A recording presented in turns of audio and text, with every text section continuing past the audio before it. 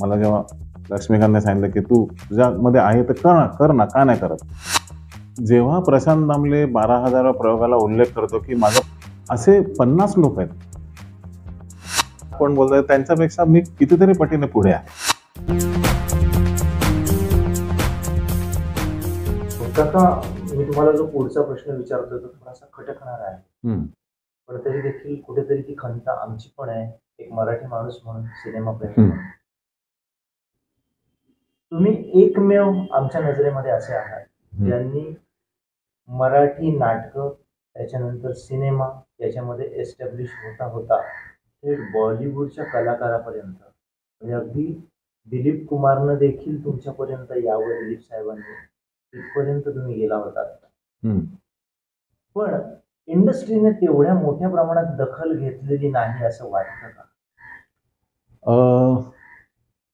ह्याचं दुःख कोणाला होईल माहिती आहे ना, जो इंडस्ट्रीची दखल घेतो त्याला.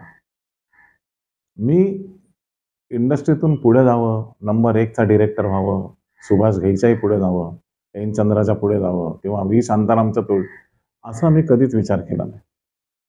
तू माझं जर करिअर बघशील तर मला त्या काळामध्ये ज्या गोष्टीचं आकर्षण निर्माण झालं ते माध्यम मी जवळ केलं.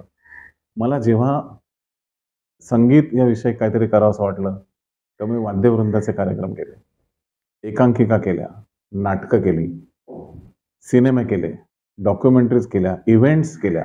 महाराष्ट्र गव्हर्नमेंटचा ऑस्कर पद्धतीने जे पुरस्कार सोहळा झाला, ज्याला इव्हेंट्स म्हणत नव्हते तेव्हा, त्या डिरेक्ट केल्या.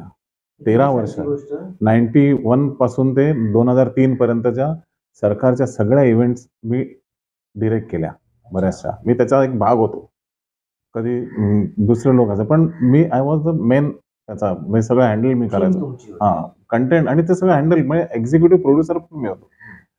त्यानंतर त्याच वेळेला लता मंगेशकर पुरस्कार, त्यावेळेला डॉक्युमेंटरीज सुधीर फडकेंपासून भीमसेन जोशींपर्यंत सगळ्या डॉक्युमेंटरीज पुरस्कारासाठी म्हणून ज्या केल्या गेल्या त्या मी केल्या. श्रीनिवास काळेंपासून अनेक गोष्टी मी केल्या. आणि मी त्यावेळेला सिनेमा, एका वेळेला मी एक माध्यम करत होतो. मी जेव्हा झपाटा ऑर्केस्ट्रा आधी मी नाहीच म्हणत होतो, पण मी तो जेव्हा करायला घेतला, मला जेव्हा लक्ष्मीकांतने सांगितलं की तू तुझ्यामध्ये आहे तर कर ना, का नाही करत? म्हणून मी 6 महिन्यांनी त्यांना हो म्हटलं आणि मी तो ऑर्केस्ट्रा डिरेक्ट केला. मंगलगाणी दंगलगाणी सारखा वाद्यवृंद केला. मग ट्रेंड सारखा जो पहिला भारतातला -1 ऑर्केस्ट्रा तो मी डिरेक्ट केला. त्याचं दुबईमध्ये वगैरे प्रयोग झाले.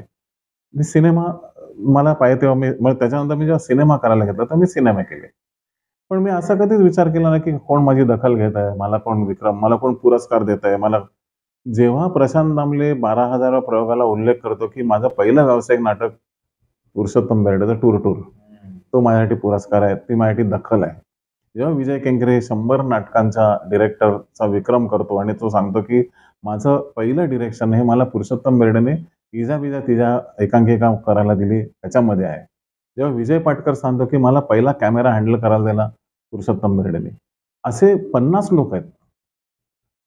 आदेश बांदेकर माझा सहाय्यक होता. केदार शिंदे काही दिवस माझ्याबरोबर होता. माझं काम होतं, तो मला सहाय्यक म्हणून मला गरजेचा होता. आदेश बांदेकर हा माझ्याबरोबर असावा असं मला वाटत होतं. तो माझा फायदा होता. पण त्याने 5 गुरूंचा जेव्हा सत्कार केला स्टार प्रवाहावर, गुरुदक्षिणा म्हणून, त्यात माझा सत्कार त्याचा गुरु म्हणून केला. आता ह्याच्यासारखा पुरस्कार कुठचा आहे मला सांग? ही जेव्हा ज्यांना मी माझ्या कामासाठी म्हणून मी ज्यांना घेतलेलं असतं, तेव्हा ते जेव्हा परत त्याचे रिटर्न्स देतात ना, दॅट इज दखल. मला कोण विचारतोय आणि हा कोण बोलतोय त्यांच्यापेक्षा मी कितीतरी पटीने पुढे आहे. कळलं ना? म्हणजे मी दिलीप कुमारला घेऊन, मग जेव्हा दिलीप कुमार साहेबांच्या हस्ते निगेटिव्ह कटिंग झालं, तो एक मोठा सोहळा आहे.